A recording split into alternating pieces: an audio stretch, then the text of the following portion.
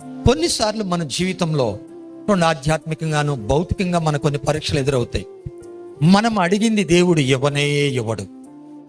కొన్నిసార్లు మనం అడిగింది ఇవ్వనే ఇవ్వడు. ఎందుకొరకు అని అంటే మన విశ్వాసాన్ని పరీక్షిస్తాడు. ఆయన సమయంలో కీర్తన 75:2 ఉన్నది, యుక్త కాలము నేను కనిపెడుచున్నాను, ఆయన సమయం అంటాడు.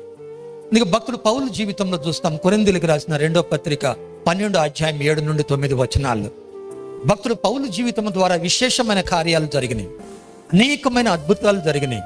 పౌలుకు ఒక సమస్య, దేవుణ్ణి ముమ్మారు అడిగినాడు. ప్రభు ఏమంటున్నాడు, నా కృప నీకు చాలు.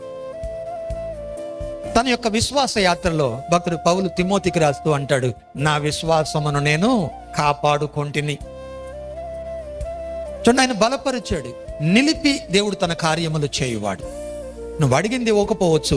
ఓ భక్తుడు అంటాడు, నీకు అవసరమైందల్లా ఇచ్చే దేవుడై ఉన్నాడు, ఆయన సమయంలో అనుగ్రహించే దేవుడై ఉన్నాడు.